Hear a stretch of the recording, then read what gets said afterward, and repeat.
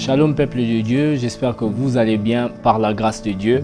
Et nous voici aujourd'hui en notre 23e jour de notre temps de prière, Maombi 24. Et nous sommes là par la grâce de Dieu, encore un jour de plus. Et j'aimerais demander déjà à quelqu'un de tenir encore un tout petit peu. Alors aujourd'hui par la grâce de Dieu, j'ai à cœur de partager avec vous un texte des Écritures qui va certainement nous faire du bien.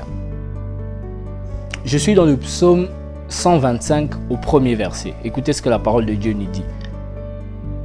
Cantique pour la route vers la demeure de l'Éternel. Ceux qui ont placé leur confiance en l'Éternel sont comme la montagne de Sion. Il n'est pas ébranlé et subsiste à jamais. J'aime beaucoup ces textes.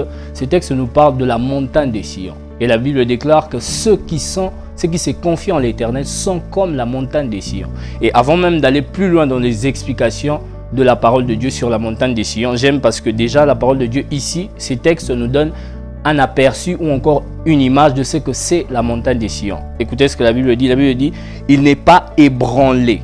Donc lorsque nous nous confions en l'Éternel, nous sommes comme la montagne de Sion qui n'est pas ébranlée. Et l'un des textes qui pourra nous aider à comprendre ou encore accompagner ce texte, c'est le psaume qui dit que l'Éternel est celui qui affermit les montagnes. J'aime beaucoup ces textes, c'est que puisque l'Éternel est celui qui affermit les montagnes, et puisqu'il a dit que ceux qui se confient en l'Éternel sont comme la montagne de Sion, qui ne peut pas être ébranlé et qui subsiste à jamais.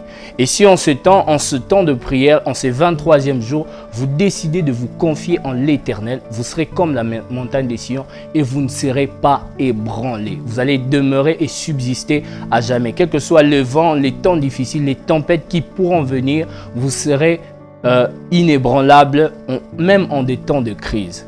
Et en ce jour, c'est l'exhortation que je voulais apporter à quelqu'un, afin de nous affermir, puisque l'Éternel est celui qui nous affermit. Que le Seigneur vous bénisse.